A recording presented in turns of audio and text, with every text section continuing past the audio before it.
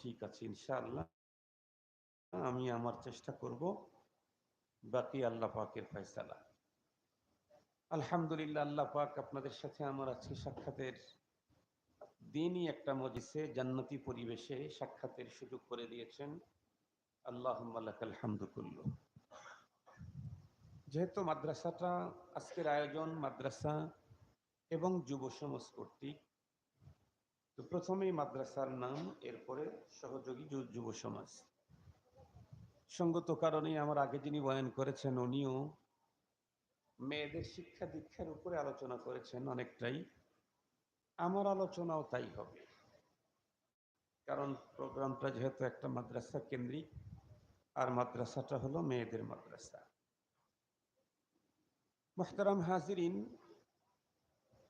আজকে বিক্ষিপ্ত কিছু কথা বলবো, কারণ মানুষের দিল যখন ভাঙ্গা থাকে তখন সাজানো গোছানো কথা বের হয় না। অনেকটাই বর্তমান পৃথিবীর এবং আমাদের যে হালত, যে অবস্থা, তাতে দিল ভাঙ্গা থাকাটাই স্বাভাবিক।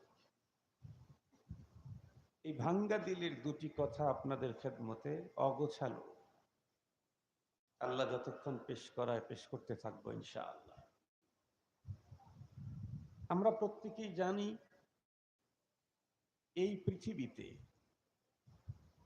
রব্বুল আলামিন যেই পরিমাণে সৃষ্টিকুলকে সৃষ্টি করেছেন, এর সঠিক পরিসংখ্যানও পৃথিবীর কারো কাছেই নাই। পৃথিবীর কোনো কবি, সাহিত্যিক, সায়েন্টিস্ট, তথ্যবিদ, গবেষক, আবিষ্কারক, এদের কাছে তো নেই। বরং অতীতে এবং আমাদের নবীজি সহ কোন নবী রসুলদের মুখ থেকেও আল্লাহ পাকের সৃষ্টির পরিসংখ্যানও আমরা জানতে পারি নাই। এমনি আমরা ছোটবেলা থেকে ওয়াজ মাহফিলে বক্তাদের মুখ থেকে শুনতাম 18,000 মখলুকাত। এই যে কথাটা শুনতাম 18,000 মখলুকাত, এই কথাটার দুইটা অর্থ হতে পারে। একটা হলো নির্ধারিত সংখ্যা, আর একটা হলো অধিক সংখ্যক। যদি 18,000 মখলুকাত বলে অধিক সংখ্যক বোঝারও উদ্দেশ্য হয়, তাহলে কথাটা 100% সহি। আর যদি নির্ধারিত সংখ্যা বোঝানো উদ্দেশ্য হয়, তাহলে এই কথাটা 100% গলত, অশুদ্ধ কথা। কেন? কোরআনুল কারীমকে যেভাবে সাজানো আছে, এর সর্বপ্রথম সূরা হলো সূরাতুল বাকারা, সূরাতুল ফাতিহা। সূরাতুল ফাতিহার প্রথম আয়াত আলহামদুলিল্লাহি রাব্বিল আলামিন। প্রথম আয়াতের শেষ শব্দ হলো আলামিন। আলামিন এটি আরবি বহুবচন, এর এক বচন হলো আলম। আলম শব্দের অর্থ হলো জগৎ। আলামিন মানে জগৎ সমূহ। তাহলে সকল জগৎ সমূহের মালিক আল্লাহর জন্য সকল প্রশংসা। প্রশ্ন আসে, আল্লাহ পাক জগৎ তৈরি করেছেন কতগুলি, সমূহ কতগুলি? এর তাফসীর লিখতে লিখতে কোনো একজন মুফাসসির লিখেছেন, আল্লাহ পাক জগতই তৈরি করেছেন 80,000। কয় হাজার? এই মুফাসসিরের এই তাফসীর যদি সত্য হয়, এবং হইতেই পারে, এটাই স্বাভাবিক। জগৎ যদি 80,000 হয়, তার মধ্যে এই পৃথিবী একটা জগৎ। এই জগতেই কত হাজার সৃষ্টি আছে? জগতই যদি 80,000 হয়, এক একটা জগৎ একটা সৃষ্টি, এরপরে সেই জগতে আরো কত সৃষ্টি। এ কারণে পৃথিবীর কোনো মানুষ কারো কাছে রব্বুল আলামিনের সৃষ্টির কোনো পরিসংখ্যানও নেই। মজার কথা হলো, কোন সৃষ্টি তো এত বড়, যার বড়ত্ব পৃথিবীর বিশ্ব সেরা কোনো সায়েন্টিস্টের মস্তিষ্ক অনুমান করতে পারে না। আবার কতগুলি ছোট তো ছোট, এতটাই স্মল সাইজ, যে আমাদের স্বাভাবিক সুস্থ চোখেও আমরা দেখতে পাই না। আমাদের চোখে তো একটু পাওয়ার আসছে, চশমা লাগাইছি। যাদের চোখে পাওয়ার আসে নাই তারাও দেখতে পায় না। এমন ছোট সৃষ্টিও আল্লাহ পাকের এই পৃথিবীতে আছে।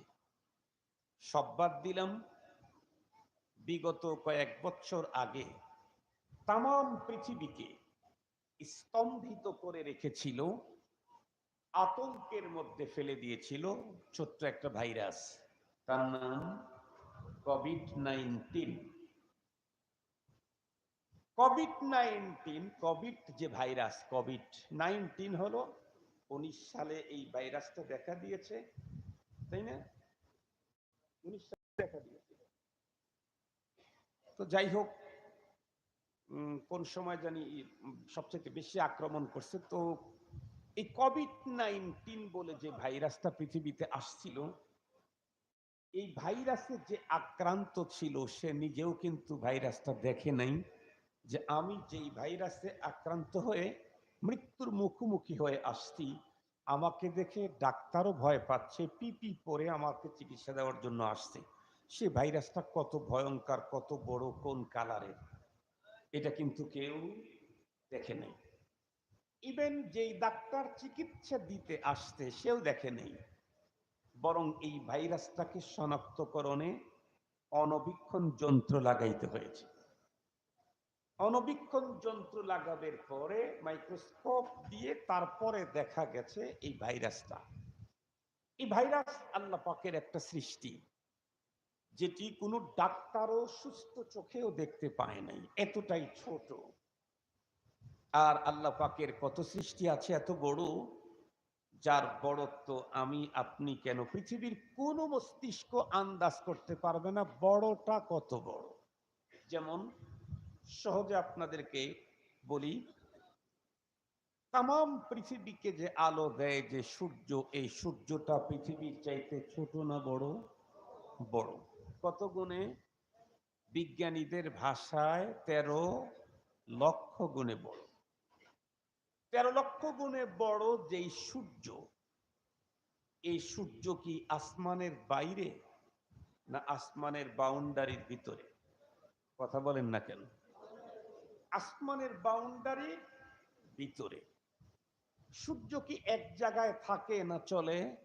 চলে। আল্লাহর কোরআনে আল্লাহ বলেন, লাশ-শামসু ইয়ানবাগি লাহা আন তুদরিকাল কমার ওয়ালাল লাইলু সাবিকুন নাহার ওয়া কুল্লুন ফি ফালাকিন ইয়াসবাহুন।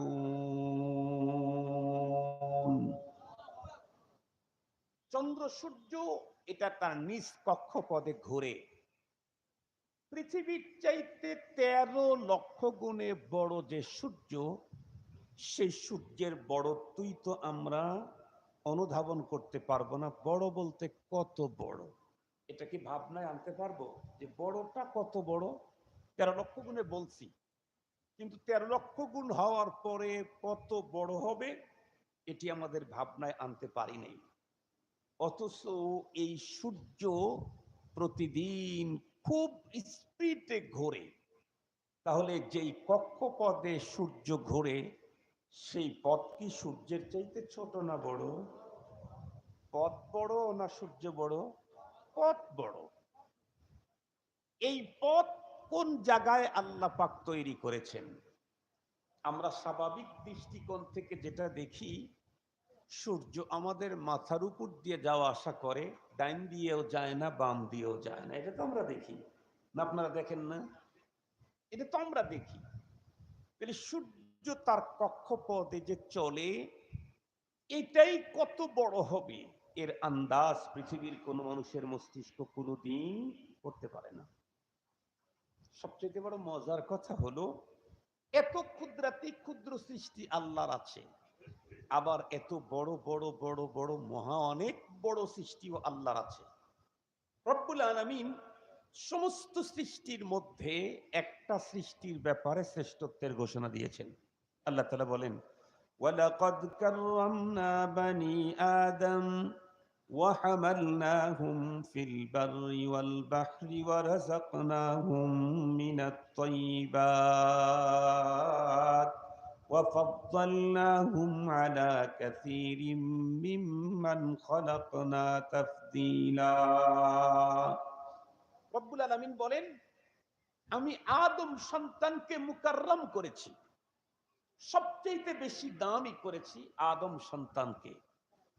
আমরা মানুষ, আমরা কি সূর্যের মতো বড়, চন্দ্রের মতো আলোকিত, সূর্যের মতো আলোকিত না? আমাদের ঘরে যে গৃহপালিত পশু আছে, সে পশুও তো আমার চাইতে ওজনে অনেক বেশি। আমাদের কারো বাড়িতে এমন গাভী আছে, যেই গাভী বা গরুর শরীরে গোশত আছে 10 মণ, 15 মণ, 15 মণ। আমার শরীরে 40 কেজি, 50 কেজি, 80 কেজি হইলে ডাক্তার বলে দ্রুত ডায়েট করেন। কথা ঠিক বললাম না ভুল বললাম? 80 কেজি হইলেই ডাক্তার কি বলে? ডায়েট করেন, টাইট করেন, টাইট করেন। বেশি হইলে ঝামেলা। আমার চাইতে কত বড়, কত ছোট, কত সুন্দর, কত সৃষ্টি আল্লাহর আছে। রব্বুল আলামিন কোনটার ব্যাপারে শ্রেষ্ঠত্বের ঘোষণা দিলেন না, শ্রেষ্ঠত্বের সিল আর ঘোষণা আমার জন্য দিলেন। আলহামদুলিল্লাহ বলবেন কি? এজন্য একজন কবি বলেন, মানাবুদ মুতাকাদা মানাবুদ, মানাবুদ মুতাকাদা মানাবুদ, লুৎফে তু না গুফতায়ে মামি শনুদ, आदमियत दादाई बाजम मुसलमा कर दई, ऐ खुदा कुर्बा शवम एहसा बर एहसा कर दई, ऐ खुदा कुर्बा शवम एहसा बर एहसा कर दई। কবি বলেন, মা নাবুদেন, এই পৃথিবীতে আমরা ছিলাম না। ও তাকাজায়ে মা নাবুদ, এ পৃথিবীতে আসার জন্য কোনো দরখাস্ত আল্লাহর কাছে দিলাম না। আপনারা কেউ বলতে পারেন, হুজুর না না, আমার ব্যাপারে আল্লাহর কাছে দরখাস্ত দেওয়া হয়েছে। কেমন? যেমন আমি আমারটাই শুনেছি আমার আম্মুর কাছে। আমার নানা বুজুর্গ ছিলেন, আল্লাহওয়ালা ছিলেন। উনি আল্লাহওয়ালাদের দরবারে গিয়ে একটা নেক সন্তান যেন আমার মায়ের গর্ভে আল্লাহ তাআলা দান করেন, এজন্য দোয়া করেছেন। এমনকি আমার নামটাও এক বুজুর্গের কাছ থেকে এনেছেন। তাহলে আমাকে তো পৃথিবীতে আসার জন্য আমার বাবা দোয়া করেছেন, মা দোয়া করেছেন, তো দোয়া তো আল্লাহর কাছে আবেদন, দরখাস্ত। ঠিক আছে, আপনার মা আমার মা, আপনার বাবা আমার বাবা আমাকে আপনাকে পাওয়ার জন্য দোয়া করেছেন। কিন্তু জিজ্ঞেস করতে চাই, আদম আলাইহিস সালামকে পৃথিবীতে আসার জন্য তার কোন বাবা দোয়া করছে? আদম আলাইহিস সালামের বাবা আছে নাকি? আদম আলাইহিস সালামের মা আছে নাকি? আদম আলাইহিস সালামের তো মাও নাই, বাবাও নাই। তার মানে উনি পৃথিবীতে আসার জন্য দরখাস্ত দেনেওয়ালাই নাই। কে দিবে? মা নাই, বাবা নাই। প্রথম মানুষ যিনি, উনি পৃথিবীতে আসার দরখাস্ত কেউ দেয় নাই, রব নিজের পক্ষ থেকেই তৈরি করেছেন। আল্লাহ বলেন, وَإِذْ قَالَ رَبُّكَ لِلْمَلَائِكَةِ إِنِّي جَاعِلٌ فِي الْأَرْضِ خَلِيفَةً, রব নিজের থেকেই বললেন যে আমি পৃথিবীতে নতুন একটা প্রোডাক্ট তৈরি করব। দরখাস্ত কেউ দিয়েছিল কি? না। কেন? ওনাকে দরখাস্ত দেওয়ার মতো কেউ ছিলই না। প্রথম মানুষ যেহেতু দরখাস্ত ছাড়া, আর তারপরে যারা আসছি তাদের ব্যাপারে দরখাস্ত, এটা কোনো বিষয় না। এরপরে আল্লাহ পাক বিনা বলাতে আমাদেরকে অস্তিত্ব দিয়েছেন। শুধুই কি অস্তিত্ব দিয়েছেন? না, শ্রেষ্ঠত্ব দিয়েছেন। সুবহানাল্লাহ বলবেন কি? শুধু অস্তিত্ব দিয়েছেন না শ্রেষ্ঠত্ব দিয়েছেন? শ্রেষ্ঠত্ব দিয়েছেন। ওয়ালাকাদ কাররামনা বানি আদম। শ্রেষ্ঠত্ব যে দিলেন, শ্রেষ্ঠত্ব দেওয়ার সিস্টেমের এক নাম্বার সিস্টেমে দিয়েছেন। কেমনে? একটা হলো জন্মের পরে শ্রেষ্ঠ বানায় দেওয়া, আর একটা হলো শ্রেষ্ঠ করে তৈরি করা। এর ভিতরে কোনটা উন্নত? আগেরটা না পরেরটা? পরেরটা। শ্রেষ্ঠত্ব দিয়ে তৈরি করা, এটা হলো বেশি দামি তৈরি করার পরে শ্রেষ্ঠত্ব দেওয়ার চাইতে। এ কারণে দেখবেন, আমি একটা মেসেজ দিলে খুব ভালো বুঝবেন। ধরেন আপনাদের এই অঞ্চলে দুইজন খুব বেশি টাকাওয়ালা, নগদ টাকা অনেক, দুইজনের সেম সেম সেম, একজনের একটু বেশি, কিন্তু দুইজনের কোয়ালিটির একটু ভিন্নতা আছে। যার একটু কম টাকা উনি ওনার দাদা পরদাদা তার আগের থেকেই টাকাওয়ালা, আর যার একটু তুলনামূলক নগদ টাকা বেশি উনি হলেন হাইব্রিড বড়লোক। হাইব্রিড বড়লোক বুঝলেন তো, 5-4 বছর আগেও টাকা টুকা ছিল না, মানুষের কাছে কাজ টাজ করে খেয়েছে। আমরা বিগত সময় শুনলাম তো যে কোন কোন বড় নেতার কি বলে ওটারে, এই ঝাড়ুদার, গেটম্যান, এরাও হাজার হাজার কোটি টাকার মালিক। এটা আমরা শুনতেছি, আল্লাহ তাআলা ভালো জানেন।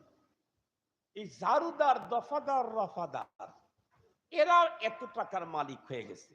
কারো কারো ব্যাপারে এখন লেখা আসতেছে 4 বছর আগে সে এই কাজ করে খেয়েছে, এখন তার কন্ডিশন এমন। তো ওই লোক মনে করেন হাইব্রিড বড় লোক, 10-12 বছরের ভিতরে প্রচুর টাকা হয়ে গেছে। এখন এই দুইজনই যদি এলাকাতে সমপরিমাণে ভাব দেখায়, এলাকার লোক কি দুইজনের ভাবকে গ্রহণ করবে না? যার দাদার যুগ থেকে বড় লোক, সে পাওয়ার দেখাইলে এলাকার মানুষ মানতে বাধ্য। আর যে হঠাৎ করে বড় লোক হয়েছে, 6 বছরে 9,000 কোটি টাকার মালিক, এ যদি ভাব দেখায়, তাহলে কিছু লোক বলবেন কিসের ভাব দেখাও, এই তো 7 বছর আগেই তো আমাদের বাড়িতে সকালবেলায় পান্তা ভাত খেয়েছিল, এখনো পেট লিক করলে আমাদের বাড়ির পান্তা ভাতের পানি এখনো বের হয়ে আসবে। আজকে কয়টা টাকার মালিক হয়ে ভাব দেখাও, অন্য জায়গায় গিয়ে দেখাও গা। বলবে না? বলবে না? কেন? কারণ এ হঠাৎ বড় লোক হয়েছে, একটাকে মানতে একটু সময় পার করতে হবে। যারা তাকে খানা খাওয়াইছে এই লোকগুলো যখন দুনিয়ার থেকে চলে যাবে, তার সম্পদ দেখছে এই জাতীয় মানুষ যখন থাকবে, তখন তাকেও মানবে। মুহতারাম হাজিরিন, রব্বুল আলামিন আমাদেরকে শ্রেষ্ঠত্ব যে দিলেন, পৃথিবীতে পাঠাবার পরে শ্রেষ্ঠত্ব দেন নেই, শ্রেষ্ঠত্ব দিয়ে দুনিয়াতে পাঠিয়েছেন।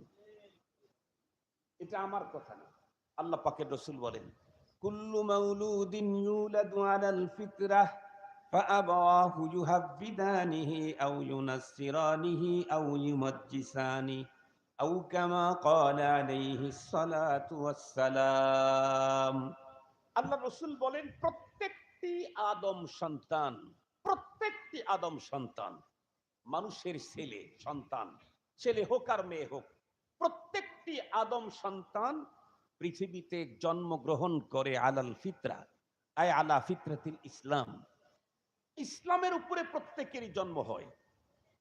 ইসলাম মানেই শ্রেষ্ঠ, ইসলাম মানেই শ্রেষ্ঠ, ইসলামের উপরে প্রত্যেকটা বাচ্চার জন্ম হয়, শ্রেষ্ঠত্ব নিয়ে পৃথিবীতে আসে।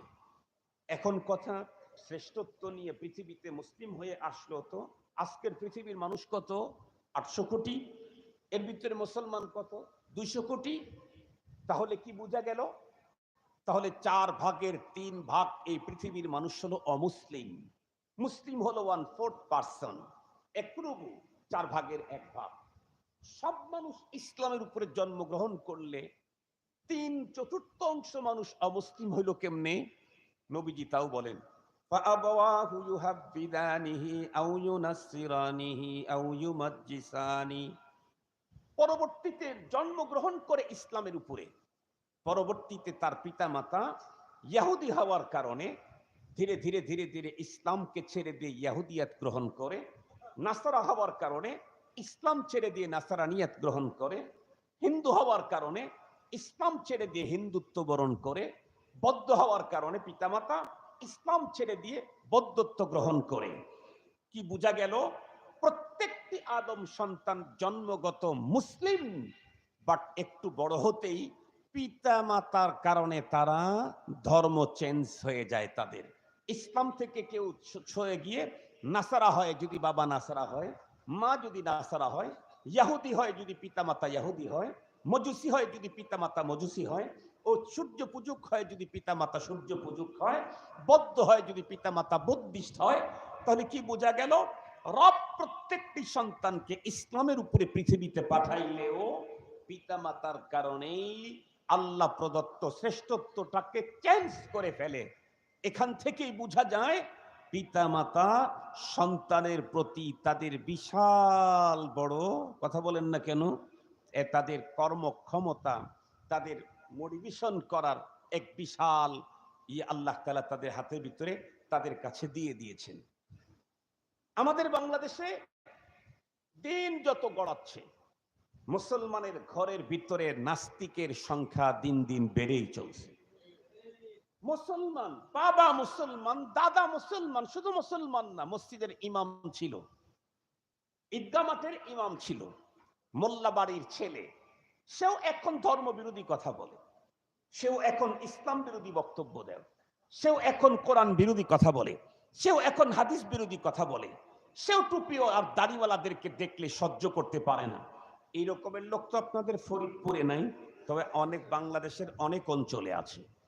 মুহতারাম হাজরিন, মুসলমানের ঘরে জন্ম, মুন্সি বাড়ির ছেলে, মোল্লা বাড়ির ছেলে, ইসলাম তার চয়েস হয় না, ইসলামী আইন তার চয়েস হয় না, পর্দা তার ভালো লাগে না, ইসলামী তাহজিব তামাদ্দুন তার ভালো লাগে না, ইসলামী কালচার তার চয়েস হয় না। তার চয়েস কোনটা? ওই যে পশ্চিমাদের সভ্যতা, পশ্চিমাদের কালচার, পশ্চিমাদের নোংরামি, এটা তার খুব চয়েস।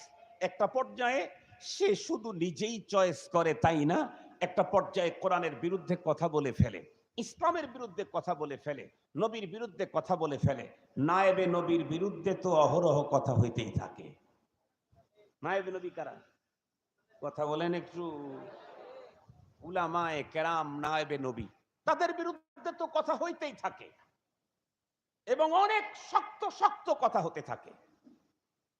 আবার তো খুব মনের মধ্যে একটা কথা জাগে, বাংলাদেশের কোনো একজন আলেম তার ব্যাপারে যখন এক রকমের অবস্থান নিল, উনি বাইরে এসে মোবাহালার ডাক দিয়েছিলেন। আমি তার নাম বলবো না, আমি আগেও নাম বলে ওয়াজ করি নাই, এখনো নাম বলে ওয়াজ করবো না, আমি কাম বলেই ওয়াজ করি। উনি মোবাহালার ডাক দিয়ে বলেছিলেন, আসেন মোবাহালা করি, যে সত্যবাদী হবে আল্লাহ তাকে যেন রক্ষা করে, আর এই ব্যাপারে যে মিথ্যাবাদী হবে আল্লাহর উপরে তার যেন আযাব গজব এসে পড়ে। শেষ পর্যন্ত খুব বেশি দিন তো যেতে দেখলাম না, গজবটা তো সত্যি এসেই গেল। তখন মনে করেছিল যে না, গজব যেহেতু আসে নাই তাহলে আমরাই মনে হয় ঠিক। কোরআনে হাকিমে আল্লাহ তাআলা বলেন, ওয়ালা তাহসাবান্নাল্লাহা গাফিলান আম্মা ইয়ামালুয যালিমুন। জালেমরা কি করে এ ব্যাপারে আল্লাহকে গাফেল ভেবো না। তো তারপরেও জালেমের জুলুমের সাথে সাথে আল্লাহর ধরা পড়ে না কেন? আল্লাহর মুআখাযা আসে না কেন? আল্লাহ পাক পরের আয়াতের পরের অংশই বলেছেন, ইন্নামা নুআখিরুহুম, আমি একটু নির্ধারিত টাইম পর্যন্ত এটাকে তাখির করি। কোরআন শরীফের অন্য জায়গায় আছে, ওয়ায়ামুদ্দুহুম ফি তুগয়ানিহিম ইয়ামাহুন। আল্লাহ পাক ছেড়ে দিয়ে রাখছেন, ছেড়ে দিয়ে রাখছেন মানে একটু ছাড় দিয়ে রাখছেন আর কি। ওয়ালাউলা আজালুম মুসাম্মা, ডেট আছে তো, ওই ডেট পর্যন্ত একটু ঘোরাফেরা করতে দেয়। আল্লাহ পাক আমাদেরকে বুঝার তৌফিক দান করুক। তাহলে পিতামাতার কারণে মুসলমান হিসাবে জন্ম নেওয়া, হিন্দুর ঘরের ছেলে হিন্দু হলো কার কারণে? পিতামাতার কারণে। মুসলমান হিসাবে জন্ম নেওয়া সন্তানটা খ্রিস্টান হয়ে গেল কার কারণে? পিতামাতার কারণে। ফাআবাওয়াহু ইউহাব্বিদানিহি আও ইউনাসসিরানিহি। ঠিক তদ্রূপ মুসলমানের ঘরে জন্ম নিয়েও মুসলিম সন্তানগুলি আজকে নাস্তিক যে হয়, এটাও পিতামাতার কারণে। কেমনে পিতামাতার কারণে নাস্তিক হয়? পিতামাতার কারণে নাস্তিক হয় তার কারণ খুব ভালো করে বুঝবেন। বর্তমান আমার দেশের প্রত্যেকটি মানুষের মস্তিষ্কে, মেধাতে আছে, আমার সন্তানকে শিক্ষিত করতে হবে, যা আজ থেকে 40 বছর পূর্বেও বাংলাদেশে ছিল না। এখন থেকে 40 বছর পূর্বের অনেক মানুষকে অশিক্ষিত দেখতে পাবেন। 40 বছর বয়স অশিক্ষিত আছে না নাই? প্রচুর লোক আছে মুহতারাম হাজিরিন। কিন্তু এখন দেখবেন, এখন অশিক্ষিত ছেলে পাওয়া কঠিন আছে।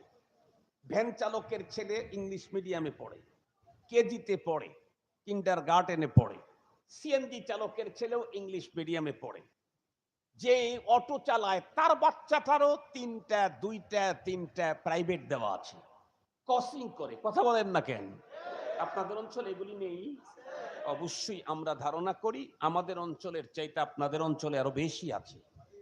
কোচিং করাইতেছে, প্রাইভেট পড়াইতেছে, ইংলিশ মিডিয়ামে দিচ্ছে, কেজিতে দিচ্ছে, কিন্ডারগার্টেনে দিচ্ছে।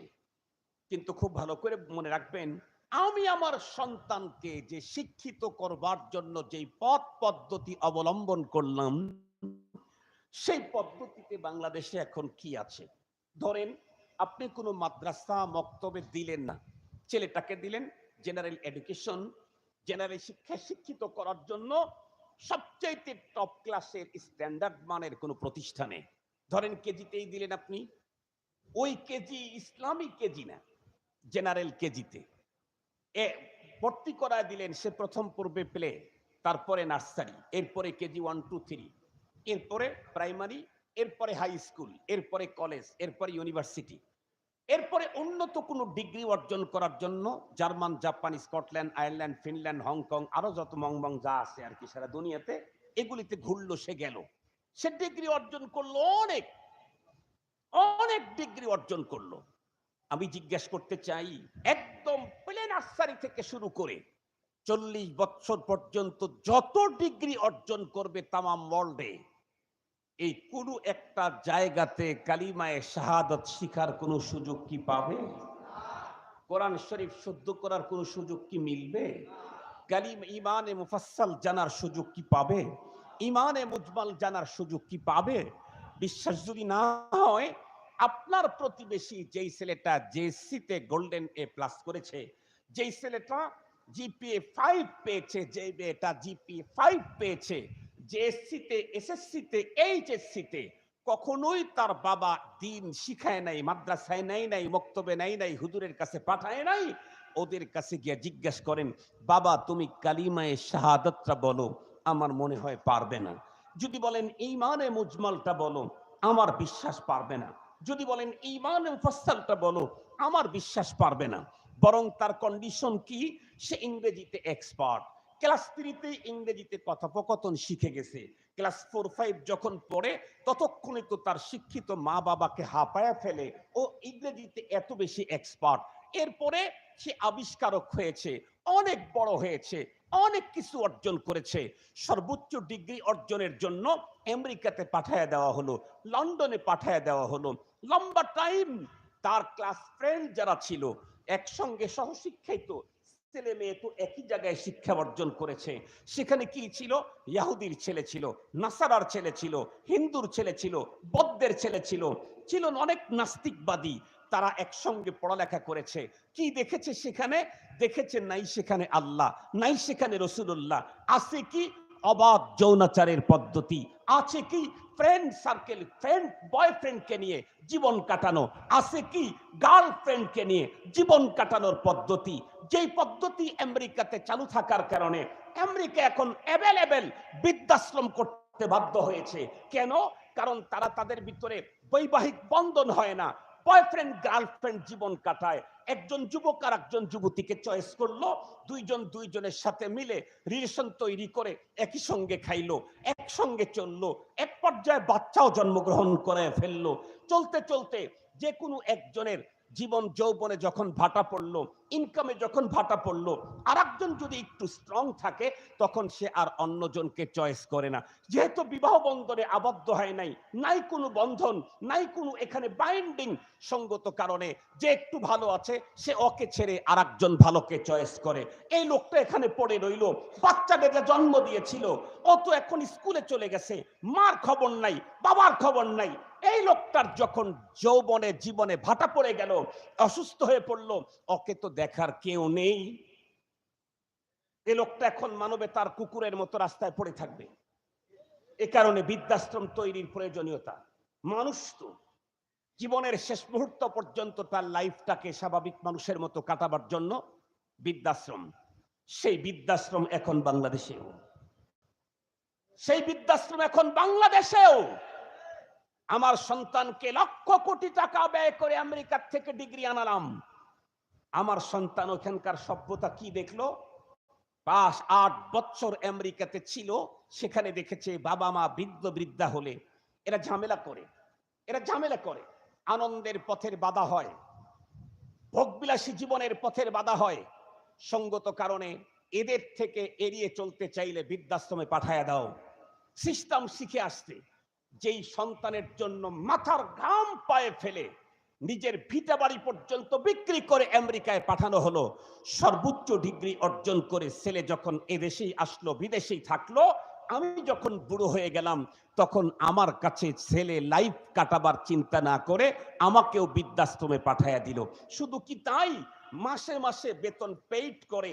এমনও তো হয়েছে এ বাংলাদেশে বৃদ্ধাশ্রম থেকে ফোন করা হয়েছে, স্যার আপনার বাবা তো খুব বেশি অসুস্থ, বলে আমার তো এখন যাওয়ার টাইম নেই, একটু চিকিৎসা করে নাও, যত বিল হয় আমাকে পাঠাও, দিয়ে দিচ্ছি।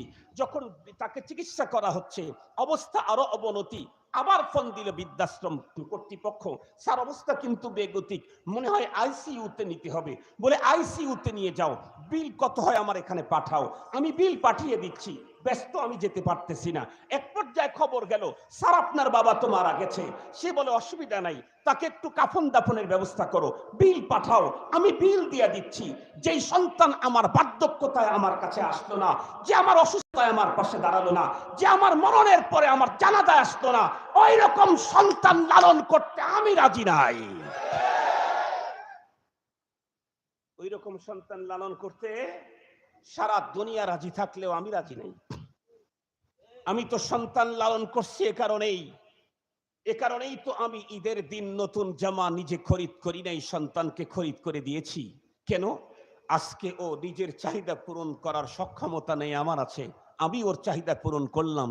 আমি যখন বুড়ো হব আমার চাহিদা পূরণের সক্ষমতা থাকবে না, সে ওদিন আমার চাহিদা পূরণ করবে। এ কারণে কোরআনে পাক অপশন দিয়েছে, কোরআন পাক অপশন দিয়েছে, অপশন। কিন্তু কোরআনের অপশন তো জানতে হবে, কোরআনের অপশন তো জানাতে হবে। সন্তানের হক পিতামাতার জিম্মায় কতগুলি, আর পিতামাতার হক সন্তানের জিম্মায় কতগুলি, এ তো আমেরিকার বইয়ে লেখা নাই, এ তো বিসিএস ক্যাডারের বইয়ের ভিতরে করার বইয়ের ভিতরে লেখা নাই, এ তো আছে আল্লাহর কোরআনে। মুসলমান ভাইরানি আমার, কথা বেশি বলতে চাই না, বলতেছিলাম আমরা মুসলমান আমাদের সন্তানদেরকে আল্লাহর কোরআনের বিদ্যা অর্জন না করায়া, কালিমা বন্ধুরা আমার তাদেরকে শিক্ষা না দিয়া, ঈমানে মুজমাল মুফাসসাল শিক্ষা না দিয়া, দুনিয়ার যত ডিগ্রি আছে এগুলি অর্জন করাবার জন্য কোটি কোটি কোটি কোটি টাকা ব্যয় করলাম। দুনিয়াতেই আমি তার পাওনা কি পেলাম? আমার বার্ধক্য অবস্থায় সন্তান আমার কাছে নাই, আমি সন্তানের কাছে নাই। এমনকি অসুস্থ হলেও সন্তান আমাকে একটা বার দেখার জন্য আসলো না, মরণের পরে মাটিটাও আর একজনকে দিয়ে দিল।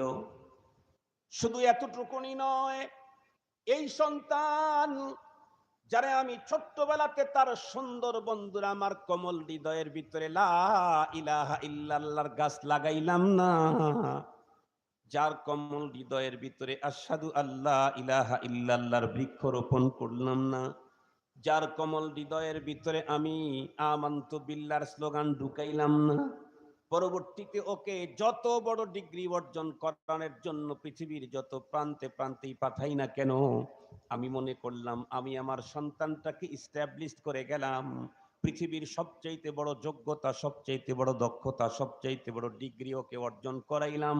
না না না না না, মুসলমান না, আল্লাহর নামের কসম করে বললে আমাকে কাফফারা দিতে হবে না।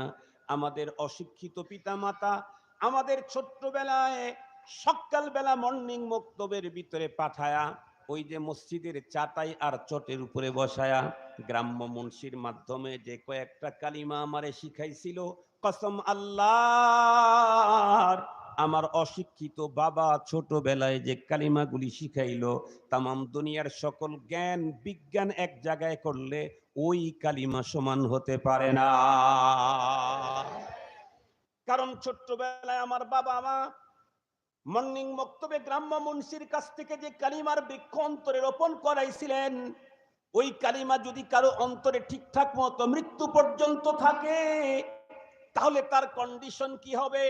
আল্লাহর কোরআন থেকেই বলি, আল্লাহ পাক বলেন, ইন্নাল্লাযীনা ক্বালু রাব্বুনাল্লাহ সুম্মা ইসতাকামু তাতানাজ্জালু আলাইহিমুল মালাইকা আল্লা তাখাফু ওয়া লা তাহজানু আল্লা তাখাফু ওয়া লা তাহজানু ওয়া আবশিরু বিল জান্নাতিল্লাতী কুনতুম তুআদুন। খুব ভালো করে বুঝবেন, ওই যে ছোট্টবেলায় মর্নিং মক্তবে লা ইলাহা ইল্লাল্লাহর যে ছোট্ট একটা বৃক্ষ আমার অন্তরে রোপা হয়েছিল, আমি কোনো অবস্থাতেই লা ইলাহা ইল্লাল্লাহর বাইরে যাই নাই। আমার মুখের ছোট্টবেলার স্লোগান ছিল আমানতু বিল্লাহ ওয়া মালাইকাতিহি ওয়া কুতুবিহি। কোনো কিছু তুফান, সাইক্লোন, ঘূর্ণিঝড়, ধরপাকড়, জেলজুলুম, কোনো কিছুতেই তো আমি এই আমানতু বিল্লাহর স্লোগান থেকে সরি নাই। রব্বুল আলামিন জানায়া দিলেন, এই স্লোগানটা অন্তরে ধারণ করে যেই লোকটা মৃত্যু পর্যন্ত, মুখ পর্যন্ত পতিত হবে, ওই সময় সে মজা পাবে কি? যেই আজরাইল আমার জান কবজ করার জন্য আসবে, ওই আজরাইল আমার কাছে এসে বন্ধুত্ব তৈরি করতে থাকবে। মালাকুল মউত আসতে আমার জান নিতে, ও এসে আমার সাথে বন্ধুত্ব করবে, এসে বলবে, দোস্ত আল্লাহ তাখাফু ওয়ালা তাহজানু, পেরেশান হইও না, ভয় পেও না, আতঙ্কগ্রস্ত হইও না, টেনশন করো না, তোমাকে নিয়ে যেতে এসেছি। আরে আমারে নিয়ে যাবেন কোথায়? কোথায়? আল্লামা কারি তৈয়ব সাহেব রহমতুল্লাহি আলাইহি খুতবাতে হাকিমুল ইসলামে লিখেছেন, বর্তমান পৃথিবীর বড় আলিম আল্লামা মুফতি তকি ওসমানী হাফিজাহুল্লাহ, ওনার বর্ণনাতেও এসেছে, কোরআন শরীফ থেকে, হাদিস শরীফ থেকেই বয়ান করেছেন, কখনো কখনো মালাকুল মউত ঈমানের প্রতি অবিচল থাকা লোকটাকে মৃত্যুর আগে আল্লাহর হুকুমে তার জান্নাতের ঠিকানাটা দেখায় দেয়। এই যে তোমার ঠিকানা, ওই যে ওইখানে নিয়ে যাব, ওই যে ওইখানে নিয়ে যাব। ছোট ছোট বাচ্চাদেরকে অনেক সময় এটা দেব ওইটা দেব, আমি যাব না যাব না, বাবা মা তখন দুই পাখনার নিচে হাত উঁচু করে দেখো, ওই যে দেখো কি সুন্দর দেখা যায়, ওইখানে তোমার নিয়ে যাব। তখনও যেতে চায়, তখনও যেতে চায়। ও আর তখন বলে না আমারে নিও না, ও তখন কান্না করে না। ঈমানদার দুনিয়া যখন ছাড়তেই চাইতেছে না, মালাকুল মউতকে রব্বে করিম বলেন, ওয়াজ বন্ধ করে দাও, ওর চোখে আর জান্নাতের মাঝখানকার পর্দাটা হটায়া দাও, আমার বান্দা জান্নাতের নাজারা করতে থাকুক। এই লোকটি তখন নিজের চোখে জান্নাত দেখে, নিজের চোখে জান্নাত দেখে তার মৃত্যু হয়। তখন সে স্বেচ্ছায় দুনিয়া ছাড়তে রাজি হয়ে যায়, তখন সে নিজে নিজে দুনিয়া ছাড়তে রাজি হয়ে যায়, তখন তার জান কবজ করা বড় আসান হয়। আল্লাহ তুমি আমাদেরকে ওই কাতারে শামিল করো।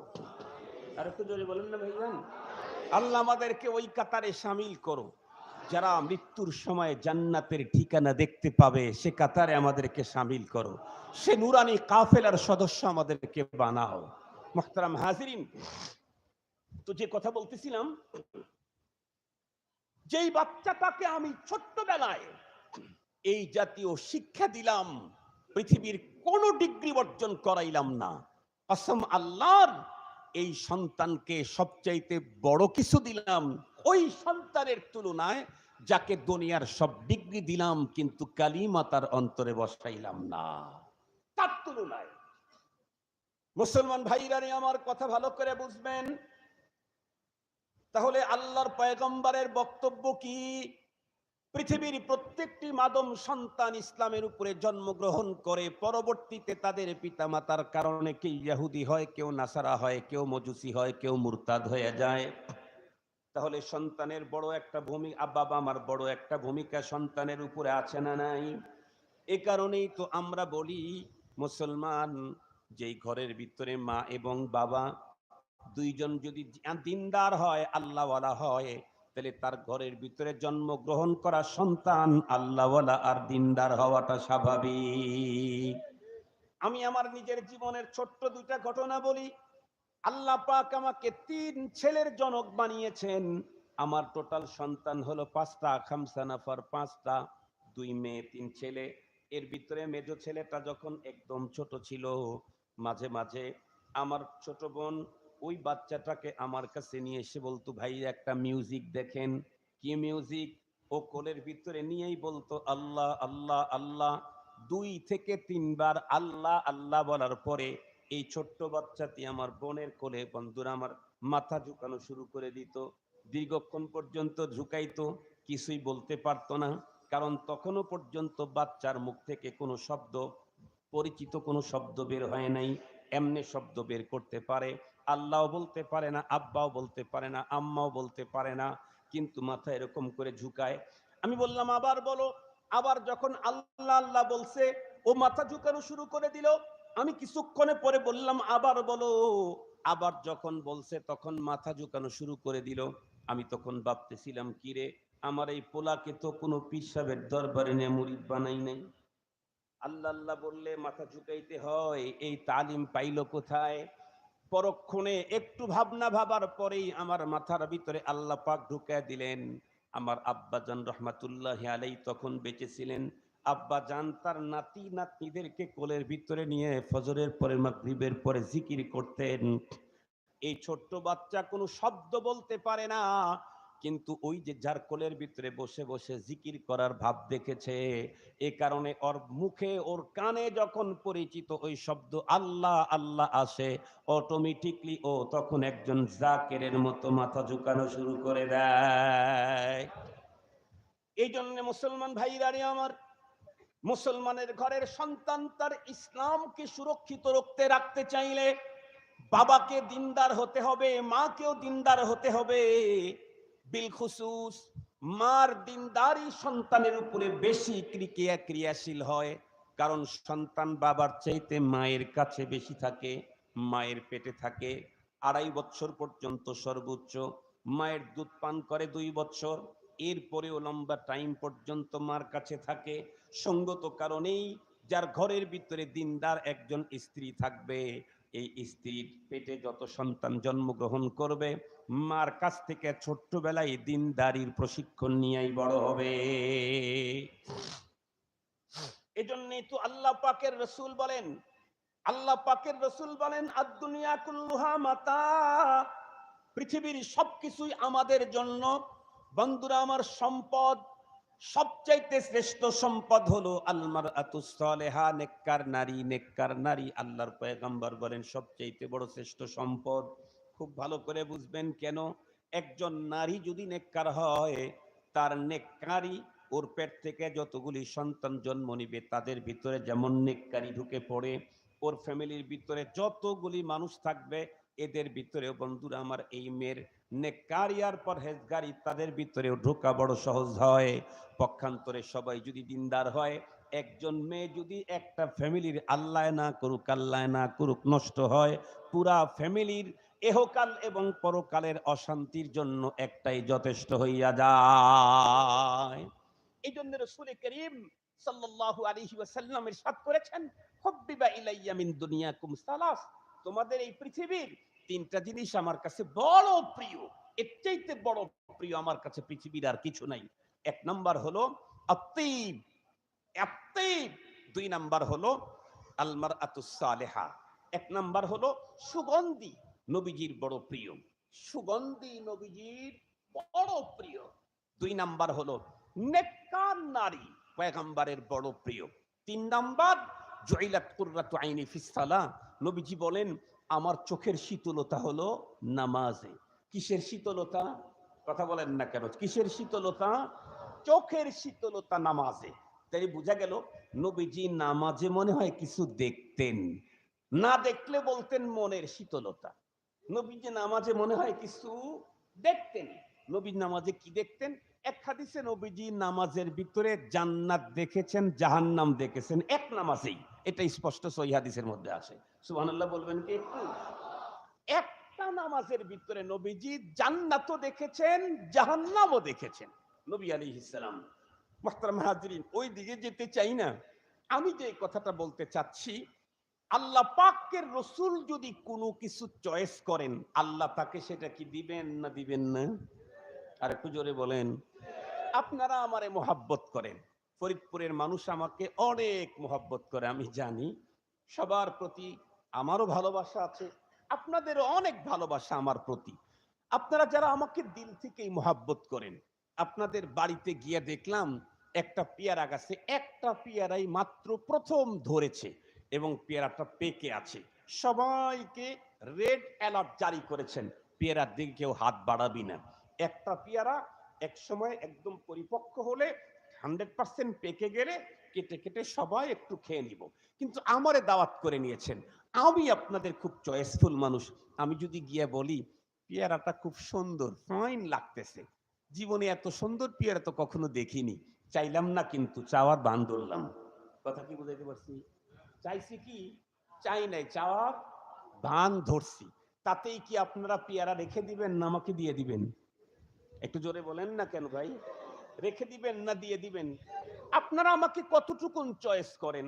তাই যদি মাত্র একটা পেয়ারা কাউকে হাত লাগাইতেই দেন নাই, সেটা চাইলেই যদি আমাকে দিয়ে দেন, আমার আল্লাহ আমার রসুলকে কি পরিমাণে মহব্বত করেন। আর রসুল আল্লাহ পাকের কাছে কি চাবেন? আল্লাহর কাছে কি কোনো জিনিস একটাই আছে আর নাই, এমন কিছু আছে কি? না। আল্লাহ পাকের খাজানা হলো অফুরন্ত খাজানা। সুতরাং রসুল কি চাবেন তা তো আল্লাহ তার রসুলকে দিয়েই দিবেন। আল্লাহ পাক কি দিয়ে দিলেন? আল্লাহ পাকের রসুলের প্রথম চয়েস ছিল যে সুগন্ধি আমার খুব চয়েস। আল্লাহ পাক সিস্টেম করে দিলেন, ও রসুল আপনার সুগন্ধি এত চয়েস, যান আপনার বডিটা কি আমি সুগন্ধি বানায় দিলাম। হাদিসে পাকের মধ্যে আসছে, নবীজির এক সাহাবী নবীজিকে দাওয়াত দিতে গেছেন। ওগো নবীজি, আমার মেয়ের বিয়ে, তো বিয়ের অনুষ্ঠানে আপনাকে দাওয়াত। নবী আলাইহিস সালাম বললেন, তোমার মেয়ের বিয়ে তুমি দাওয়াত দিতে এসেছো, এই মুহূর্তে তো তোমাকে কিছু গিফট করার মতো আমার কাছে নেই। তুমি একটা কাজ করো, একটা শিশি নিয়ে আসো, শিশি কর্ক নিয়ে এসো, মুখা বন্ধন মুখাটা নিয়ে এসো।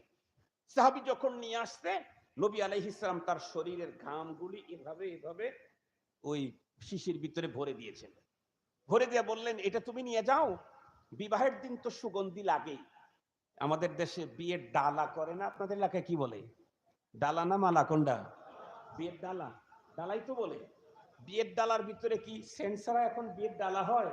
যত গরিবই হোক, বাসনা সাবান, সেন্ট, তারপরে কি বলে ওর নাম, এই শ্যাম্পু, কন্ডিশনার, আর কত কিছু, এই লম্বা ফেহেরেস্ত, যা জীবনে কোনোদিন শুনি নাই, কোরআন হাদিসেও পড়ি নাই। আছে না? নাই, কথা বলেন না কেন? ওইগুলো কি কোরআন হাদিসের মধ্যে আছে নাকি? কত কিছু এ লম্বা ফেহেরেস্ত দিয়ে দিয়েছে। মুহতারাম হাজিরিন, নবীজি বললেন, বিয়েতে তো সেন্ট একটা, আতর তো একটা লাগবেই, সুগন্ধি লাগবেই, তুমি এটা নিয়ে যাও, বাজার থেকে আর কিনা লাগবে না। পরে হয়তো কি, নবীজির দেহ মোবারকের ঘাম ভরা ওই শিশি ওই মেয়েটি যখনই খুলতেন দেহে লাগাবার জন্য, আশেপাশে লম্বা এরিয়াতে এমন গ্রাম ছড়ে পড়তো যা জীবনেও কোনোদিন মানুষ শোকে নাই। নবীজির দেহটাকে আল্লাহ আতর বানায় দিলেন। নবী আমার আতর চয়েস করে, আপনার দেহকে আতর বানায় দিলেন। নবীজি থুতু ছুঁড়ে ফেলেন, এটাও ঘ্রাণ করে। নবীজি পেশাব করেন, সেটাও ঘ্রাণ করে। সুবহানাল্লাহ বলবেন না যে? নবীজির বগলের নিচের যে পানি বের হয় দুপুরের সময়, ঘাম, এটাও ঘ্রাণ করে। আল্লাহ পাকের রসুলের আর একটা চয়েস ছিল হলো আন-নিসা। নবীজি বলেন, নেককার নারী আমার বড় চয়েস। আল্লাহ পাক কি করলেন? সবগুলা নেককার তো দিয়েছেনই, বিশ্ব সেরা নেককার মেয়েটাকে আল্লাহ পাক তার রসুলের ঘরে পাঠিয়ে দিলেন। সুবহানাল্লাহ বলবেন কি আপনারা একটু? বিশ্ব সেরা নেককার, মিস ওয়ার্ল্ড না, মিস ওয়ার্ল্ড তো 2019-এর একটা, 20-এর একটা, 22-এর একটা, 24-এর একটা, 25-এর একটা, এটা হলো মিস ওয়ার্ল্ড। বিশ্ব সুন্দরী বছরে বছরে চেঞ্জ হয়। আল্লাহ তাআলা তার রসুলের ঘরে যে সুন্দর মেয়েটাকে পাঠাইলেন, আল্লাহ, উনি হলেন হাওয়া আলাইহিস সালাম থেকে শুরু করে কিয়ামতের শেষ মুহূর্ত পর্যন্ত যেই লোকটা পৃথিবীতে নারী জন্মগ্রহণ করবে, এর মধ্যে এক নাম্বারের নারী। হাদিসের কোন বর্ণনায় 4 জন, কোন বর্ণনায় 3 জন। তার মধ্যে একজন খাদিজাতুল কুবরা রাদিয়াল্লাহু তাআলা আনহা, শ্রেষ্ঠ নারীদের অন্যতম।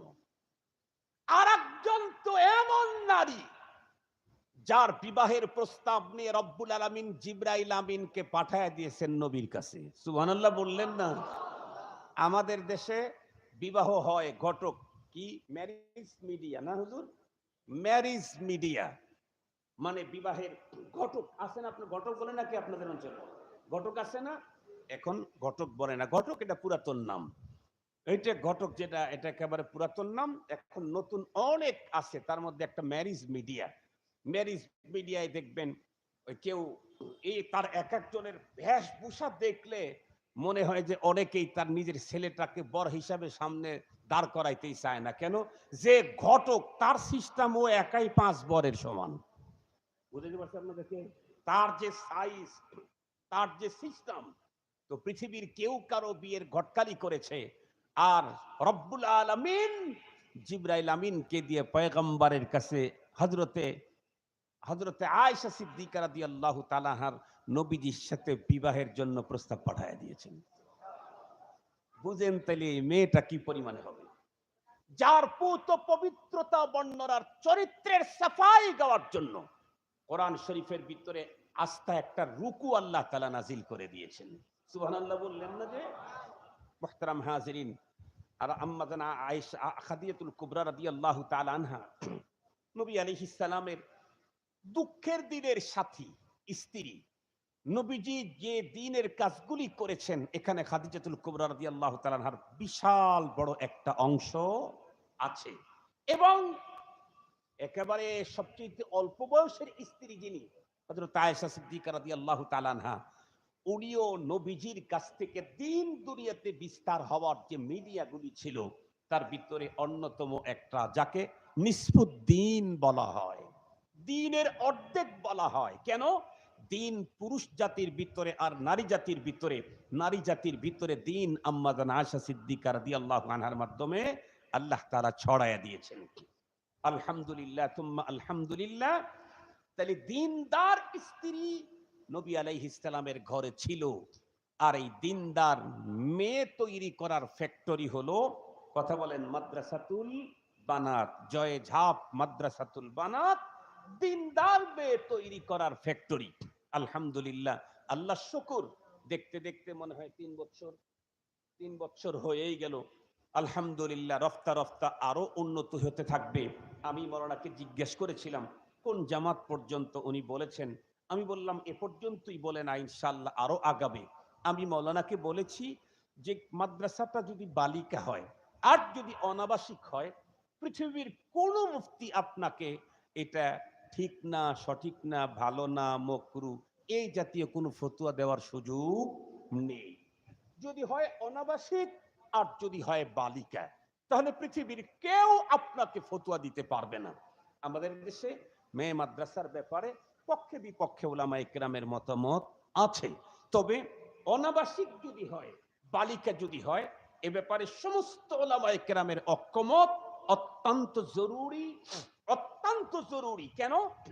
এখন আমার মেয়ে মুসলিম ঘরে, মোল্লা বাড়ির মেয়েটা ইউনিভার্সিটিতে পড়ার কারণে সে এখন নাস্তিক হয়ে যাচ্ছে, সে এখন মুরতাদ হয়ে যাচ্ছে, সে ইসলামের বিরুদ্ধে, পর্দার বিরুদ্ধে, কোরআনের বিরুদ্ধে বক্তব্য দিচ্ছে। আর বক্তব্যে কিন্তু পুরুষের চাইতে বাংলাদেশের নারীরা পিছিয়ে নাই। বিগত সময় দেখছেন না? কথা বলেন না কেন? বিগত সময় দেখছেন না? বিগত সময় দেখেছেন বক্তব্যে পুরুষের ছেলেদের চাইতে মেয়েরা পিছিয়ে নাই, বরং খানিকটা গলাবাজিতে অনেকটা আগানো হতে পারে অনেকে। এই জন্য এই মেয়েদেরকে যদি দ্বীনি সমঝ দেওয়া হয়, দ্বীনি বুঝ দেওয়া হয়, কোরআনের শিক্ষা দেওয়া হয়, আখিরাতের তাকওয়া খোদাভীতি যদি ভিতরে ঢুকানো হয়, তাহলে ওর ঘর থেকে যেগুলি ছোট বের হবে সবগুলার অন্তরে কমল হৃদয়ে কালিমার বীজ বপন করবে, তাকওয়ার খোদাভীতির বীজ বপন করে দিবে, অনুপম চরিত্র আর উন্নত আখলাক মার কাছ থেকেই শিক্ষা নিবে। আপনারা শুনলে অবাক হবেন। আমি যে ডান বামের আমল, সুন্নতের আমল করি, অনেক সময় ছেলে পেলেরা আমাদের জুতাটা আগায় দেয়, কখনো মোজাটা আমাদেরকে পরাইয়া দেয়।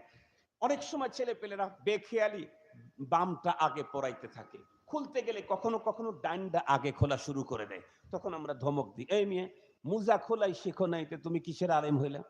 জুতা পরাই শিখো নাইতে তুমি কিসের আলেম হইলা? তুমি জুতা পরাই এখনো শিখো নাই, মোজা পরায় দেওয়া শিখো নাই, তুমি কিসের আলেম হইলা? গেঞ্জি পরাই শিখো নাই, গেঞ্জি খোলাই শিখো নাই, তুমি কিসের আলেম হইলা মিয়া? এটা আমরা অনেক সময় আমাদের ছেলেদেরকে বকাঝকা করি। এই যে জুতা পরা খোলা, ডান বামের যে সুন্নতের আমল, এটা আমি আমার মার কাছ থেকে শিখেছি। এটা আমার গর্ব, এটা আমার গর্ব। এটা আমি ওস্তাদের কাছে প্রথম শিখি নাই, প্রথম শিখেছি আমার মার কাছ থেকে। ছোট্টবেলায় যখন শিশু দিতে যেতাম, ওয়াশরুম ছেড়ে যখন আসতাম, তখন মা প্যান্ট পরায় দিতেন, জুতা পরায় দিতেন। তো বাম পা আগে দিলে মা যখন চোখ রাঙ্গাইতেন, চোখ রাঙ্গাইতেন, অথবা নিজে নিজে বামটা আগে পরে ফেলছি, মা চোখ রাঙ্গায় আমাদেরকে জুতা খোলায় ফেলতেন। এরপরে ডান পাটা আগে দিতাম, আবার বাম পা দিতাম। মুস্কি মুস্কি হাসতাম আর বলতাম, মা কি পাগল, মা কি পাগল। সেই বাম পা আবার পরালোই, মাঝখান থেকে আবার টাইনা খুলাই দিল। তো লাভটা কি হলো? সেই বামটা তো আবার পরাইয়া দিল, মাঝখান থেকে টাইনা খুললো, আবার পরাইয়া দিল। এই এত কিছু করার কি দরকার ছিল? তখন মাকে পাগল পাগল ভাবতাম। এখন কি দেখি যে আসলে মা আমাকে দিন শিখিয়ে দিয়েছেন। আমি যদি বামটা আগে পড়তাম, শুধু জুতাই পরা হতো, শুধু প্যান্টই পরা হতো, রাসূলুল্লাহর সুন্নত হতো না, দিন হতো না, আমি নেকি পাইতাম না, আমার নেকির ঝুলিটা খালি থাকতো, শূন্য থাকতো। আমার মা ছোটবেলা থেকেই আমাকে ডান বামের সুন্নতের আমল শিখাইয়া দিয়েছেন। পড়তে ডানটা আগে পড়ো, খুলতে বামটা আগে খোলো, এখান থেকেই শিখে আসছি। তো আমার মা দিন শিখার কারণে আমরা ৮ ভাই, ৮ ভাই আলেম। আমরা ৮ ভাই আলেম, একটা জেনারেল শিক্ষিত নাই। আলহামদুলিল্লাহ ৮ জন এখনো বেঁচে আছি। ৮ জনকে আল্লাহ কোরআনের খেদমতের সাথে লাগায় রাখছেন, একজনও বেকার নাই। ৮ জন কোরআনের খেদমতের সাথে লাগায় আসছেন। কেউ মাদ্রাসার প্রিন্সিপাল, কেউ মাদ্রাসার শেখুল হাদিস, কেউ মানে সিনিয়র মুহাদ্দিস, কেউ বা মুফাসসির, কেউ মুবাল্লিগ, কেউ মুফতি, কেউ শিক্ষা সচিব। আলহামদুলিল্লাহ সবাই লেগে আছে। মুহতারাম হাজিরিন, এটা হলো একজন মেয়ে মানুষ যদি দিনদার হয়, তাহলে তার দ্বারায় পুরা সমাজের ভিতরে দিন ছড়ায়া যায়। এজন্য একজন ইংরেজ বলেছিল, আমাকে একটা সুস্থ মা দাও, আমি তোমাদেরকে একটা সুস্থ সমাজ দেব। আমরা বলি, আমাদেরকে একটা দিনদার মা দেন, আমরা আপনাদেরকে একটা দিনদার সমাজ উপহার দেব। মুহতারাম হাজিরিন, আমি আমার আলোচনাকে দীর্ঘায়িত করতে চাই না, গরমের সময় তো যতই ফ্যান লাগানো আছে এদিকে ওইদিকে, তারপরও শরীর ঘেমে যায়। আর এই ঘামটা ভিতরে বসে পড়লে গলাটা বসে যায়, পরে কথা বলা কষ্ট হয়। আপনাদের সবাইকে অনুরোধ করব, মেয়েদেরকে দিনই শিক্ষার যে প্রতিষ্ঠান বর্তমান সময়ের জন্য অনেক অনেক অনেক বেশি দরকার। বলেন তো দেখি, আমাদের দেশে কোভিড ভ্যাকসিন দরকার ছিল না ছিল না? সরকার কোটি কোটি টাকা ব্যয় করে বিদেশ থেকে আনছে না আনে নাই? কথা বলেন না কেন? কিন্তু 19-এর আগেও কি ছিল দরকার? কেন? কারণ ওই ভাইরাসই ছিল না, ভ্যাকসিন আর কি দরকার হবে? আগে ভাইরাস ছিল না, তাই ভ্যাকসিন দরকার ছিল না। ভাইরাস যখন আসছে, পৃথিবীর প্রান্ত প্রান্ত থেকে কে ভ্যাকসিন নিয়ে আসতে পারে, সেই বড় সরকার, ভালো সরকার, জনবান্ধব সরকার বলে প্রমাণিত হয়েছে।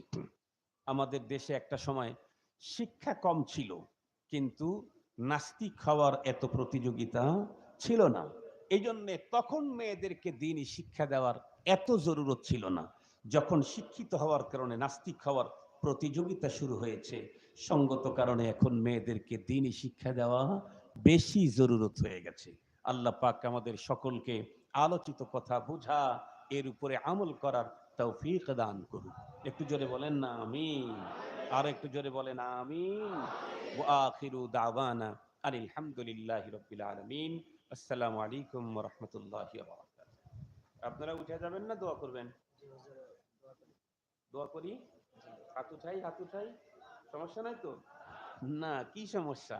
বরং আল্লাহ পাক বলছেন, ওয়া ইযা সাআলাকা ইবাদি আন্নি, আল্লাহ তার রাসূলকে ডেকে বলতেছেন, ওয়া ইযা সাআলাকা ইবাদি আন্নি ফাইন্নী করিব উজিবু দাওয়াতাদ দাঈ ইযা দান। আল্লাহ তার হাবিবকে ডেকে বলেন, ও আমার হাবিব, আপনার কাছে আমার বান্দারা এসে যদি আমার ব্যাপারে জিজ্ঞেস করে, তা আপনি বলেন যে আমি আমার বান্দার একেবারে নিকটেই থাকি। সুবহানাল্লাহ বললেন না? যে আল্লাহ কি বললেন? আমার বান্দারা যদি আপনার কাছে আমার সম্পর্কে জিজ্ঞেস করে, তাহলে আপনি বলেন যে আমি বান্দার খুব নিকটে থাকি। তারপরে উজিবু দাওয়াতাদ দাঈ ইযা দান, যখন আমাকে ডাক দেয় সাথে সাথে আমি সাড়া দিই। তো আমরা এখন ডাকবো, সাড়া দিবেন না দিবেন না? শুধু কি সাড়া দেন না, আল্লাহ আরো বলেন কি, লা তাখুযুহু সিনাতুন ওয়ালা নাওম, আল্লাহ বলেন আমি ঘুমাই না, আমাকে তন্দ্রাও পায় না। কেন? কয় সারা দুনিয়ার সমস্ত বান্দাদেরকে আমি ডাকের সাড়া দেব, এ কথা আমার রাসূলকে দিয়ে জানাই দিয়েছি। আমি যদি ঘুমায়া যাই, ওই সময় যদি আমার কোনো বান্দা মুসিবতে পড়ে আমাকে ডাকলে তো পাবে না। এজন্য বান্দাকে সাহায্য করার জন্য আমি ঘুমাই না। আল্লাহু আকবার বলে। আমার রব আমাকে সাহায্য করার জন্য ঘুমায় না, তাকে তন্দ্রা পায় না, আমাকে সাহায্য করার জন্য। খালি কি তাই? হাদিস খুলে দেখেন, শেষ রাত্রে আল্লাহ প্রথম আসমানে এসে ডাকতেই থাকেন। শুধু রেডি হয়ে আছেন না ডাকতে থাকেন? ডাকতেই থাকেন। শুধু আমাকে সাহায্য করার জন্য রেডি হয়ে আছেন না, ডাকতে থাকেন। কি ডাকেন? আল্লাহ পাক ডাকেন, আলা মিন মুস্তাগফিরিন ফাআগফিরা লাহু, আলা মিন মুস্তারজিকিন ফাআরযুকা লাহু, আলা মুবতালান ফাউআফিয়াহু। এই কেউ কি তোমার টাকা পয়সার সমস্যা? আমি টাকা পয়সার ভান্ডার খাজানা নিয়ে আসছি, তুমি এখন চাইলে আমি দিয়ে দেব। তোমার কি অনেক গুনাহ হয়ে গেছে, মাপ চাইতেছো, আমি মাফ করার জন্য রেডি হয়ে আসছি, তোমাকে তুমি চাও মাপ, আমি মাপ দিয়ে দেব। তোমার কি কোনো অসুস্থতা আছে, ডাক্তাররা উত্তর দিয়ে দিছে যে ওরে যা খুশি তা খাওয়াইয়া দেন, ও আর বাঁচবে না, এরকম আমার কাছে চাও, আমি সুস্থতা দেওয়ার জন্য আগায় আসছি। কত রোগীকে দেখা গেল ডাক্তার বলল নিয়ে যান, এ আর বাঁচবে না। 6 মাস পরে ডাক্তারের কাছে নিয়ে গেছে, ডাক্তার কলম কামড়ায়। কেন?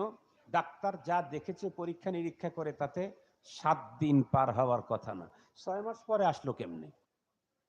এখন নতুন করে যখন টেস্ট দিয়েছে, টেস্ট দেওয়ার পরে দেখতেছে ভিতরে সবগুলি আল্লাহ তাআলা ওই কি বলে, এই আগে আগে যেমন ছিল তেমন করে দিয়েছে। এরকম হাজার মানুষের ইতিহাস আছে, হাজার মানুষের। আমাদের নওগাঁতে এক লোকের কথা শুনেছি, পেট কাটছে, কাটার পরে দেখে যে ভিতরে কোনো কিছু জোড়া লাগানোর জায়গা নেই, সব পচে গেছে, সব পচা একেবারে। পরে সেলাই করে দিয়েছে, সেলাই করে দিছে হলো মরা মানুষ পোস্টমর্টমের পরে যেমন সেলাই করে বড় সুই দিয়ে, ওরকম করে সেলাই করে দিয়েছে। বাঁচবে না, বাড়ি পর্যন্তই যাবে না। বলছে যে, ওই লোক বলছে স্যার আবার কবে আসবো? কয়ে আসেন 10-15 দিন পরে, 1 মাস পরে আপনি আসেন। মানে বাঁচবে না, ইটি করে লাগাই দিয়েছে। ওই লোক 1 মাস পরে ফিরে আসছে, ভালো, একেবারে সুস্থ। ডাক্তার দেখে কান্দে দিছে আর বলছে আপনি আমারে ক্ষমা করে দিন। কেন? কয়, আপনার ভিতরে সবকিছু পচা ছিল, এই জন্য আমি ভালো করে সেলাই করি নাই, সেলাইটা উঁচা নিচা হয়ে আছে। কারণ লাভটা কি, আপনি তো বাড়ি যেতে পারবেন না, তারা কি মারা যাবেন। রব্বুল আলামিন আপনাকে বাঁচায় রাখছেন। আমি যদি রবের উপরে ভরসা করে সেলাইটা সুন্দর করে দিতাম, তাহলে আপনার এই উঁচা নিচাটা হইতো না, আপনি আমারে মাফ করে দিন। এগুলি কে করতে পারেন? আমরা এখন তার কাছেই চাবো। আলহামদুলিল্লাহ বলে। এটা যিনি করেন আমরা এখন তার কাছেই চাবো। তাহলে এখন চাইতে হবে কেমনে আপনি বুঝেন। আপনারটা কি পরিমাণের সেভাবে আপনি চান, আমারটা কি পরিমাণের সেভাবে আমি চাই। আপনি কি পরিমাণের সমস্যায় পড়ছেন সেভাবে আপনি চান। ইনশাআল্লাহ আল্লাহর নিজের জবানের কথা, উজিবু দাওয়াতাদ দাঈ ইযা দাআন, আমার কাছে চাইলে আমি তাকে দিয়ে দেব। আর আল্লাহ কোনোদিন ওয়াদা মিস করেন না। আলহামদুলিল্লাহি রাব্বিল আলামিন, ওয়াসসালাতু ওয়াসসালামু আলা সাইয়্যিদিল আমবিয়াই ওয়াল মুরসালিন ওয়া আলা আলিহি ওয়া আসহাবিহি আজমাইন। ربنا ظلمنا أنفسنا وإن لم تغفر لنا وترحمنا لنكونن من الخاسرين. ربنا لا تزغ قلوبنا بعد إذ هديتنا وهب لنا من لدنك رحمة إنك أنت الوهاب. اللهم حبب إلينا الإيمان وزينه في قلوبنا وكره إلينا الكفر والفسوق والعصيان. اللهم نبر قلوبنا بنور القرآن، وزين أخلاقنا بزينة القرآن، ونجنا من النار بالقرآن، وادخلنا الجنة بالقرآن. اللهم إنك عفو كريم تحب العفو فاعف عنا. رب ارحمهما كما ربياني صغيرا. ربنا هب لنا من أزواجنا وذرياتنا قرة أعين واجعلنا للمتقين إماما। রব্বুল আলামিন জয় ঝাপ মাদ্রাসাতুল বানাতের ইন্তেজামে যুব সমাজ কর্তৃক আয়োজিত আজকের এই ওয়াজ মাহফিলের আখিরি মুহূর্ত ভিক্ষুকের মতো হাত দুখানি আপনার আলিশান দরবারে উঁচু করেছি গো আল্লাহ, মেহেরবানি করে আমাদের প্রত্যেকের আশা বসা আজকের ইন্তেজাম এবং এই মাদ্রাসাতুল বানাত কবুল করে নাও। রব্বুল আলামিন যুবকদের সাহায্য সহযোগিতা কবুল করে নাও। রব্বে কারীম আমাদের প্রত্যেকের তামাম জীবনের সমুদয় গুনাহগুলি মাফ করে দাও। আল্লাহ আমাদের আব্বা আম্মা আপনজন পৃথিবী ছেড়ে যারা দুনিয়া থেকে যারা চলে গেছে, অন্ধকার কবরের বাসিন্দা হয়েছে, তাদের প্রত্যেককে চিরস্থায়ী ক্ষমা করে কবরগুলি জান্নাতের বাগান বানাও। রব্বুল আলামিন আমাদের ছেলে মেয়ে ভাই বেরাদার বন্ধু বান্ধব স্ত্রী পুত্র কন্যা দেশ বিদেশে যারা আছে তাদেরকে তুমি সুস্থতার সঙ্গে নেক হায়াত বাড়ায়া দাও, নেক আমলের তৌফিক দান করে দাও। আল্লাহ তুমি যে ফিতরতে ইসলামের উপরে পৃথিবীর প্রতিটি মানুষকে দুনিয়াতে পাঠাইছো, ওই ইসলামের উপরে আমাদেরকে অটল থাকার তৌফিক দান করো আল্লাহ। রব্বুল আলামিন জানি না কার অন্তরের ভিতরে কোন ব্যথা বেদনা আছে তুমি দূর করে দাও। কে কোন পেরেশানির মধ্যে আছে আল্লাহ পেরেশানি সলভ করে দাও। কে কোন মুসিবতের মধ্যে আছে আল্লাহ মুসিবত তুমি হটায়া দাও। কে কোন রোগে আক্রান্ত আছে রব্বে কারীম প্রত্যেককে তুমি সুস্থতার মহান নেয়ামত দান করে দাও। রব্বুল আলামিন মেহেরবান আল্লাহ, আল্লাহ জানি না কার ঘরের ভিতরে যুবতী কন্যা আছে নেককার পাত্রের ব্যবস্থা করে দাও। জানি না তোমার কোন বান্দা বান্দির ঋণে জড়ে গেছে ঋণ থেকে মুক্তি দিয়ে দাও। আল্লাহ জানি না কার দাম্পত্য জীবনে অশান্তি আছে দাম্পত্য জীবনে অনাবিল শান্তি নসিব ফরমাও। রব্বুল আলামিন আমাদের সঙ্গে দোয়ার খনিমা বোনেরাও হাত উত্তোলন করেছেন, জানি না কার অন্তরের ভিতরে কোন বৈধ তামান্না কবুল ফরমাও। কে কোন মুসিবতের মধ্যে আছে মুসিবত হটায়া দাও। কার সন্তানেরা অবাধ্য আল্লাহ সন্তানদেরকে পিতামাতার বাধ্য বানায়া দাও। আল্লাহ মাদ্রাসাতুল বানাত জয় ঝাপকে তুমি কবুল মঞ্জুর ফরমাও। আল্লাহ দাওরায়ে হাদিস পর্যন্ত উত্তীর্ণ হওয়ার তৌফিক দান করে দাও। সহি তরিকায় সহি উস্তুবে দ্বীনি প্রতিষ্ঠান চালাবার তৌফিক দান করে দাও। আল্লাহ মাদ্রাসার প্রত্যেকটি ছাত্রীদেরকে খাদিজাতুল কুবরা আয়েশা সিদ্দিকার মতো চরিত্রবতী বানায়া দাও। রব্বুল আলামিন মেহেরবান আল্লাহ, আমরা তো প্রতি রাত্রেই ঘুমায়া যাই, মৃত্যুর আগে কোনো একদিন হলেও তুমি ঘুমের ঘরে তোমার পেয়ারা হাবিবের নূরানি চেহারা দেখায়া দাও। वो दिन खुदा करे के मदीना को जाए हम, खाके दर रसूल का सुरमा लगाए हम, खाके दर रसूल का सुरमा लगाए हम। রব্বুল আলামিন মাদ্রাসা এবং মাহফিলের পিছনে যত মানুষের সাহায্য সহযোগিতা আছে কবুল করে নাও। ওগো রব্বুল আলামিন আমাদের প্রত্যেককে তুমি দ্বীনের উপরে চলা আসান করে দাও। রব্বুল আলামিন আমাদের দেশটাকে শান্ত সুন্দর ইসলাম বান্ধব এক সুন্দর পরিবেশ আমাদের দেশের ভিতরে কায়েম করে দাও।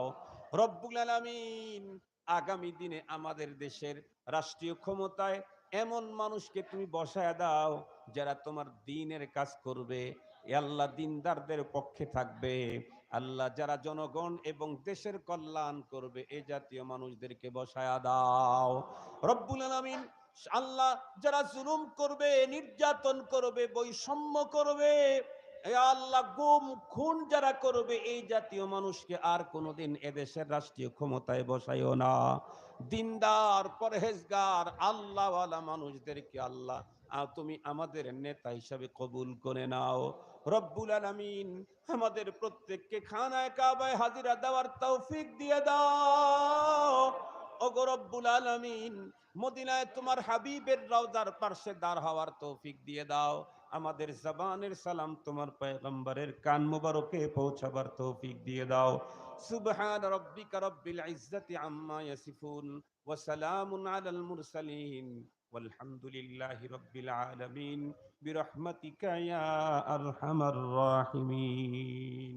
আসসালামু আলাইকুম ওয়া রাহমাতুল্লাহি ওয়া বারাকাতুহু।